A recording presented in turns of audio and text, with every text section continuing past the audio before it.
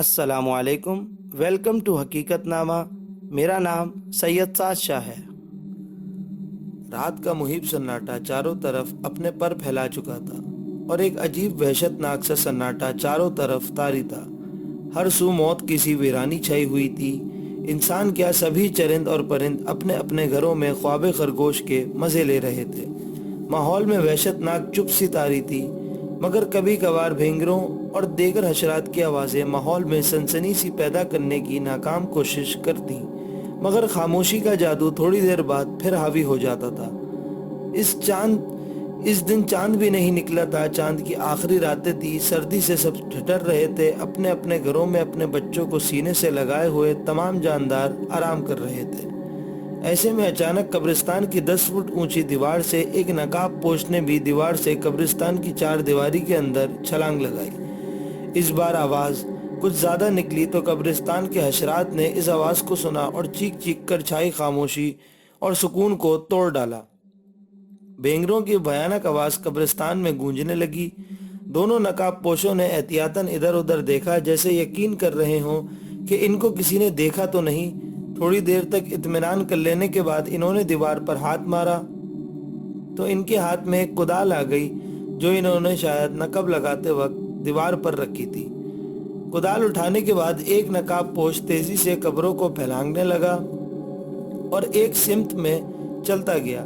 دوسرے نقاب پوش نے اس کی تقلید میں قدم بڑھائے۔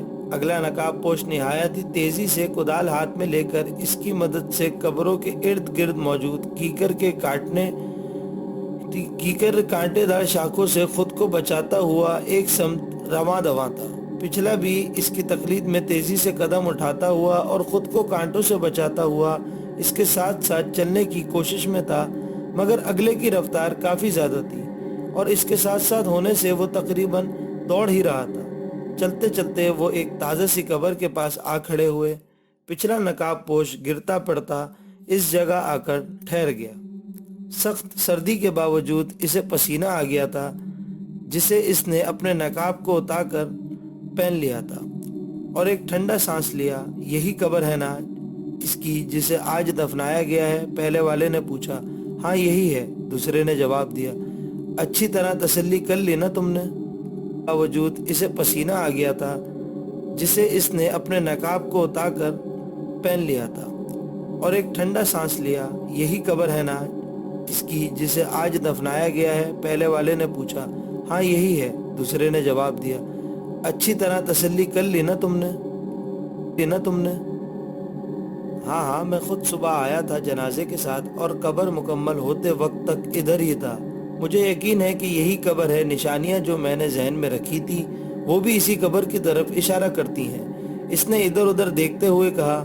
اب کھود بھی صحیح، بھوک سے برا حال ہے، صبح سے انتظار کر رہے ہیں، مزید انتظار مت کرواؤ، کھودو شاباش، دوسرے نے نشاندہی کرتے ہوئے اور اکتائے ہوئے لہجے میں بولا۔ ٹھیک ہے، میں کھودتا ہوں، تم ادھر ادھر کا چکر لگاتے رہنا، ایسا نہ ہو کہ ہم بے خبر رہیں اور کوئی ہم کو دبوچ لے۔ جب میں تھک جاؤں گا تو میں تم کو ہلکی سی سیٹی سے اشارہ دوں گا، پھر تم کھودنا، ساتھ مل کر کام کریں گے، اکیلا میں نہیں کھود پاؤں گا۔ ٹھیک ہے، وقت ضائع مت کرو، دوسرے نے تیزی سے کہا اور وہ ایک طرف چلنے لگا۔ وہ پہلے والے کو پروٹیکشن دینا چاہتا تھا تاکہ ان کا یہ کام راز میں رہے اور وہ اطمینان سے اپنا کام کر سکیں۔ پہلے والے نے اپنا نقاب اتارا اور کدال کا ایک بھرپور وار اس تازہ قبر پر کیا اور مٹی قبر سے ہٹانے لگا۔ نہ جانے کون سا اسرار تھا جس کے لیے وہ اس ہولناک اور وحشتناک قبرستان میں آ کر ایک تازہ قبر کھود رہے تھے۔ کدال کی بھرپور ضرب قبر میں موجود مردے اور اس شخص کے درمیان پھیلی ہوئی مٹی بتدریج کم کر رہی تھی۔ وہ بڑی تیزی سے ہاتھوں اور بازوؤں کا استعمال کر رہا تھا۔ اس کے پسینے چھوٹ رہے تھے۔ سخت سردی میں اسے گرمی لگ رہی تھی۔ وہ نہایت ہی اطمینان سے اور تیزی سے قبر کھود رہا تھا۔ وہ جب تھک جاتا تو 2 منٹ تک ذرا ٹھہر جاتا، پھر دوبارہ سے اپنے کام میں مگن ہو جاتا۔ جب وہ قبر کو آدھے سے زیادہ کھود چکا تو اس کی ہمت جواب دے گئی۔ وہ کافی تھک گیا تھا۔ اس نے ہلکی سی آواز میں سیٹی نکالی، یعنی سیٹی بجائی اور کدال ہاتھ میں پکڑے قبر سے باہر آ گیا۔ جب وہ قبر کو آدھے سے زیادہ کھود چکا تو اس کی ہمت جواب دے گئی۔ وہ کافی تھک گیا تھا۔ اس نے ہلکی سی آواز میں سیٹی نکالی، यानी सीटी बजाई और कुदाल हाथ में पकड़े कब्र से बाहर आ गया।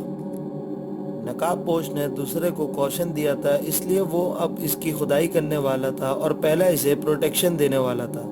सीटी की आवाज़ सुनकर वो तेज़ी से पहले वाले की जानिब आया और इससे कुदाल लेकर वो तेज़ी से बकिया काम को पूरा करने लगा। पहले वाला एक जगह होकर बैठ गया और अपना सांस दुरुस्त करने लगा। साथ में वो एहतियात के तौर पर एक तायराना सी निगाह इर्द गिर्द भी डाल लेता था। सांस दुरुस्त करने के बाद वो तेज़ी से उठा, कब्र का मुआयना किया। कब्र तख्तों तक पहुंच चुकी थी। वो एहतियात और आराम से और हाथों की मदद से तख्तों की मिट्टी देहातों में कब्र में तख्तों के बजाय पानी पीने वाले घड़े कब्र में तख्ते या सिल की जगह पर रखे जाते हैं और इस कब्र में भी घड़े हैं, यानी घड़ों के इर्द गिर्द से मिट्टी साफ करनी थी। ये काम वो खासी तेज़ी से कर रहा था। फिर इसने कुदाल का एक हल्का सा वार घड़े पर किया। घड़ा आराम से हल्की सी आवाज़ पैदा किए बगैर ही टूट गया। इसने निहायत ही एहतियात से घड़े की कुर्सियों को उठाकर एक जगह डाल दिया और बकिया घड़े मैयत से उतारने लगा। इस काम में इसे चंद मिनट लगे। मैयत ऊपर से तमाम रुकावटें हटाने के बाद इसने हल्की सीटी के साथ साथी को बुलाया। इन दोनों ने एहतियात से मुर्दे को कब्र से निकालकर कब्र के सराहने की जानिब डाल दिया।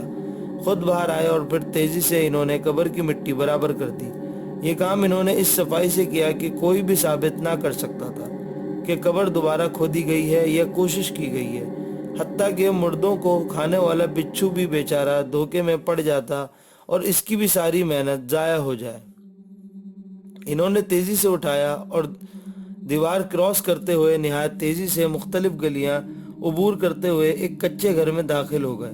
4 दीवारी का दरवाज़ा अच्छी तरह बंद करने के बाद इन्होंने एक कमरे में लाश रख दी और इसका दरवाज़ा भी अच्छी तरह से बंद कर दिया। इस सारे वाक़ये की किसी को भी कानो कान खबर न हुई कि कब्रिस्तान में क्या हुआ है। निहायत ही चालाकी और होशियारी से सारा काम किया गया। मुर्दे को बोसीदा से कमरे में डालने के बाद वो धड़ाम से एक टूटी हुई चारपाई पर गिरे और अपनी थकावट दूर करने लगे। थोड़ी देर बाद एक उठा। इसने कमरे के एक संदूक से, जो हालात के तुम ज़रीफ़ी की नज़र हो चुका था, छुरा निकाला और साथ में बड़ा सा एक टोका भी था जिस पर खून के जमे हुए निशानात थे। पहला वार इसने मुर्दे की गर्दन पर किया, मगर गर्दन का गोश्त सख्त हो चुका था, इसलिए वो थोड़ा सा कटा। पे दर पे वारों के बाद आखिरकार गर्दन कट गई।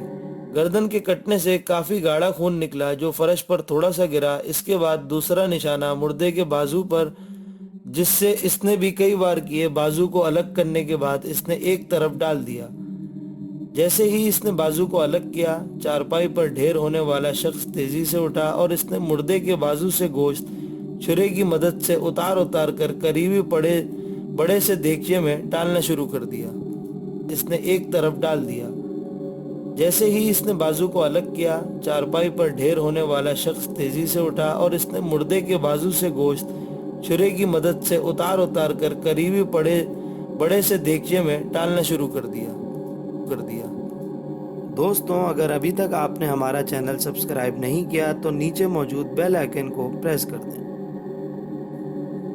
ये काम वो निहायत तेजी से कर रहा था। इतने में दूसरा बाजू भी कट गया तो इसने इस बाजू से भी गोश्त उतार कर देगचे में मुंतकिल कर दिया।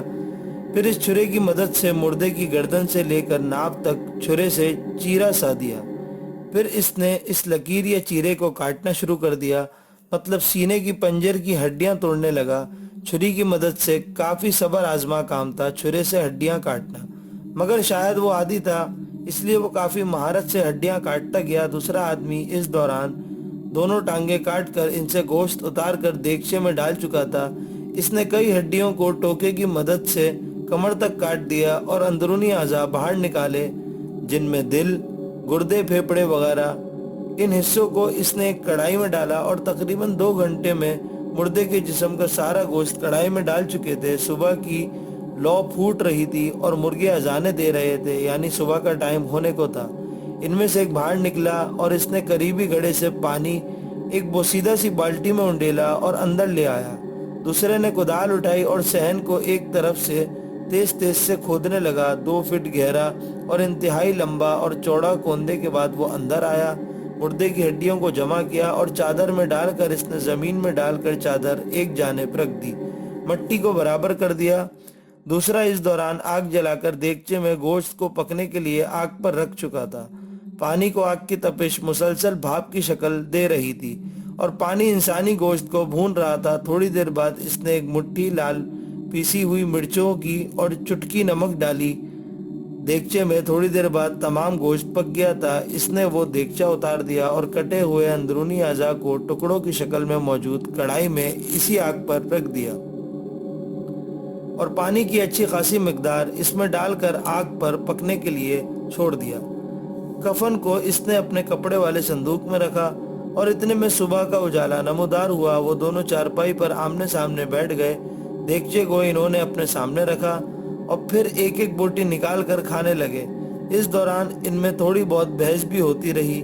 گفتگو کا موضوع یہی مردے اور ان کا گوشت تھا۔ وہ کھاتے رہے اور گوشت ان کے جسم میں منتقل ہوتا گیا۔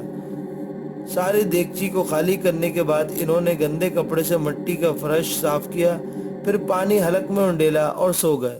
ان کا پیٹ گوشت سے بھر چکا تھا اور انسانی گوشت کی بھوک فی الحال ختم ہو گئی تھی۔ سونے سے قبل ایک بندے نے کڑھائی اتار کر اس میں موجود گوشت کو اسی دیگچے میں ڈالا اور ڈھانپ کر کمرے کے ایک پرانے سے صندوق میں چھپا کر رکھ دیا بعد میں کھانے کے لیے۔ جب وہ سو کر اٹھے تو عصر کا ٹائم ہو چکا تھا۔ وہ اٹھ کر نہائے، کپڑے بدلے اور شہر میں گھومنے پھرنے نکل گئے۔ وہ کافی دیر تک آوارہ گردی کرتے رہے۔ جب شام کا اندھیرا خاصا پھیل گیا تو وہ واپس آئے اور اپنے بوڑھے اور جوان دوستوں کی بیٹھک میں گپ شپ کرنے چلے گئے۔ وہاں انہوں نے حقہ اور چائے پی اور رات گئے تک واپس آئے۔ ان کا اصل روپ ابھی تک کسی کو بھی پتہ نہ تھا۔ سب لوگ بس ظاہری روپ کو دیکھ رہے تھے۔ وہ دونوں بھائی تھے، دونوں جوانی کی حدوں سے نکل کر اب بڑھاپے کی راہوں میں تھے۔ بڑا بھائی 43 سال کا تھا اور چھوٹا بھائی 41 سال کا تھا۔ بڑے کا نام ارشد تھا اور چھوٹے کا نام منیر تھا۔ ارشد کافی کمینہ اور چالاک انسان تھا۔ اس کا کام مرنے والوں کے جنازوں میں ساتھ جانا تھا اور قبر کی نشاندہی کرنے اور مرنے والے کے لواحقین سے مگرمچھ کے آنسو بہا کر تعزیت کرنا اور ان کی ہمدردی اور تھوڑے بہت پیسے اور مردے کے ساتھ آئے خوشبودار کپڑے وغیرہ اور پیسے بھی حاصل کرنا تھا۔ نیچ اور گھٹیا ذہنیت والا ارشد لوگوں کو بہت جلد اپنے چکر میں پھانس لیتا تھا۔ منیر کا کام بازار سے امیر لوگوں سے ملاقات وغیرہ کرنا، محلے والوں کی خبر گیری اور دوستوں کو بیوقوف بنانا تھا۔ وہ دونوں کافی کمزور اور دبلے انسان تھے، مگر حرامی پن اور شیطانیت ان میں کوٹ کوٹ کر بھری ہوئی تھی۔ ان کی باتوں اور ان کے روپوں سے لگتا تھا کہ ان جیسا بغیرت، بے حیا، کمینہ اور حرامی بندہ اس دنیا میں نہیں ہوگا۔ انسانوں کے بیس میں چھپے ہوئے حرام کے پلے ہوئے درندے، جن کا مقصد صرف اور صرف مردہ انسانوں کا گوشت کھانا اور معصوم لوگوں کو زبان سے لوٹنا اور انسانیت کو بدنام کرنا تھا۔ کوئی بھی مسلمان شخص مردوں کے ساتھ ایسا نہیں کرتا تھا، مگر وہ ذلیل کتے انسان یہ کام کر رہے تھے۔ محلے والوں کی خبر گیری اور دوستوں کو بیوقوف بنانا تھا۔ وہ دونوں کافی کمزور اور دبلے انسان تھے، مگر حرامی پن اور شیطانیت ان میں کوٹ کوٹ کر بھری ہوئی تھی۔ ان کی باتوں اور ان کے روپوں سے لگتا تھا کہ ان جیسا بغیرت، بے حیا، کمینہ اور حرامی بندہ اس دنیا میں نہیں ہوگا۔ انسانوں کے بیس میں چھپے ہوئے حرام کے پلے ہوئے درندے، جن کا مقصد صرف اور صرف مردہ انسانوں کا گوشت کھانا اور معصوم لوگوں کو زبان سے لوٹنا اور انسانیت کو بدنام کرنا تھا۔ کوئی بھی مسلمان شخص مردوں کے ساتھ ایسا نہیں کرتا تھا، مگر وہ ذلیل کتے انسان یہ کام کر رہے تھے۔ ذلیل کتے انسان یہ کام کر رہے تھے۔ میں ڈیوٹی پر تھا۔ میری ڈیوٹی اکثر رات 12 بجے سے لے کر صبح 6 بجے تک لگتی تھی، کیونکہ اس دوران میں نہ تو لوگوں کا رش ہوتا تھا اور نہ ہی کوئی ٹینشن۔ شام کو میرے دوست نے مجھے فون پر کہا کہ یہاں کسی دن آؤ، میں نے تم کو ایک بابا جی سے ملانا ہے جن کے پاس ایک بہت ہی حیران کن کہانی ہے۔ ہم نے وہ کہانی سنی ہے۔ توبہ یار، انسان کو درندے بنتے ہوئے انہوں نے دیکھا ہے۔ دوست کی باتیں سن کر میں کافی حیران ہوا۔ میں نے سوچا کہ اس کے گھر جا کر اس بارے میں پوچھ گچھ کروں گا۔ کچھ دنوں بعد میں گھر پر چھٹی پر گیا تو میں سیدھا دوست کے گھر چلا گیا اور ان سے تفصیلی بات کی۔ دوست نے کہا، صبح میں تم کو بابا کے پاس لے چلوں گا، وہ تم کو وہ کہانی سنائیں گے جو ہم نے بھی سنی ہے۔ میں تجسس میں تھا کہ پوری رات میں سو نہ سکا، لہٰذا دوسرے دن میں بزرگ کے پاس چلا گیا اور ان کو سلام کرنے کے بعد میں نے ان سے کہا بابا جی مجھے پتہ چلا ہے کہ آپ نے انسانوں کو درندہ بنتے ہوئے دیکھا ہے۔ میری بات سن کر انہوں نے کہا ہاں ایسا ہی ہے، اور پھر میرے کہنے پر انہوں نے کہانی سنائی کہ شام نگر میں ارشد اور منیر دونوں بھائی رہتے تھے۔ ان کا والد کافی عرصہ پہلے فوت ہو گیا تھا۔ اس وقت وہ جوانی کی حدوں میں آ رہے تھے۔ ان کی بوڑھی ماں نے ان کو پالا، مختلف گھروں میں کام کاج کر کے کسی سے مانگ کر، یا مطلب جیسے بھی اس نے ان کو نہ صرف پالا بلکہ ان دونوں کی شادیاں بھی کی۔ ماں کو اپنے دونوں بیٹوں سے بہت محبت تھی اور وہ بھی اپنی ماں پر جان چھڑکتے تھے، مگر ان کی جو بیویاں آئیں تو انہوں نے ان کی ماں کو اپنی جوتی پر رکھا اور اس کا جینا حرام کر دیا۔ بوڑھی ماں اپنے بیٹوں کی خاطر یہ برداشت کر گئی اور کوئی شکایت نہ کی۔ دن کو دونوں بھائی قریبی جگہ کام کرتے اور شام کو تھکے ہارے واپس آتے۔ ایک بار ان کی بیویوں نے طیش میں آ کر اپنی ساس کو بہت مارا اور لہو لہان کر دیا۔ ماں نے اس کی شکایت اپنے بیٹوں سے کی اور اگلا پچھلا سارا حساب کتاب کھول کر رکھ دیا۔ بیٹوں نے یہ سن کر اپنی بیویوں کو بہت مارا اور گھر سے نکال دیا۔ ان کی بیویاں بھی شاید ہٹلر کے خاندان سے تھیں۔ فوراً گھر جا کر جھوٹ موٹ کا قصہ سنایا اور بھائیوں نے ان دونوں پر ہلہ بول دیا۔ ان کی وہ ٹھکائی کی کہ بس پوچھئے مت۔ ماں اپنے لختے جگروں کو چھڑانے آئی تو اس کی سمندن نے اس کا وہ حل کیا اپنی بیٹیوں کے ساتھ کہ پوچھئے مت۔ بہرحال ان کا گھر خراب ہو گیا، مطلب یہ کہ ان کی بیویاں ہمیشہ کے لیے ان سے روٹ کر میکے چلی گئیں۔ منانے کی لاکھ کوشش کی مگر بے سود۔ کچھ عرصے تک کوشش جاری رہی مگر کچھ نہ ہوا۔ وہ نہ آئیں بلکہ جو بھی ان کو منانے آتا اس کی وہ حالت کرتی کہ پوچھئے مت۔ بہرحال کچھ عرصے بعد ان کی ماں ان کو چھوڑ کر ہمیشہ کے لیے چلی گئی، مطلب مر گئی۔ عزیز و اقارب کی ان سے بنتی نہیں تھی، کسی نے ان کا ساتھ نہ دیا۔ روٹی ہوٹل پر کھاتے یا خود بناتے اور باقی کام بھی خود ہی کرتے۔ ایک بار منانے کے لیے بیگمات کے پاس گئے، واپسی پر گھر سے ایسے نکالے گئے جیسے ہیروئن یا پاؤڈر کے عادی۔ کپڑے پھاڑے عام طور پر دکھائی دیتے ہیں، یعنی مارا الگ، اوپر سے جو کچھ پیسے تھے وہ بھی نکال لیے اور کپڑے بھی پھاڑ دیے۔ 90 کلومیٹر کا سفر پیدل چلنے کے بعد ان کو گھر آنا پڑا، کیونکہ جس سے بھی مدد لی اس نے نشئی سمجھ کر ان کو دھکے دیے۔ واپسی پر گھر سے ایسے نکالے گئے جیسے ہیروئن یا پاؤڈر کے عادی۔ کپڑے پھاڑے عام طور پر دکھائی دیتے ہیں، یعنی مارا الگ، اوپر سے جو کچھ پیسے تھے وہ بھی نکال لیے اور کپڑے بھی پھاڑ دیے۔ 90 کلومیٹر کا سفر پیدل چلنے کے بعد ان کو گھر آنا پڑا، کیونکہ جس سے بھی مدد لی اس نے نشئی سمجھ کر ان کو دھکے دیے۔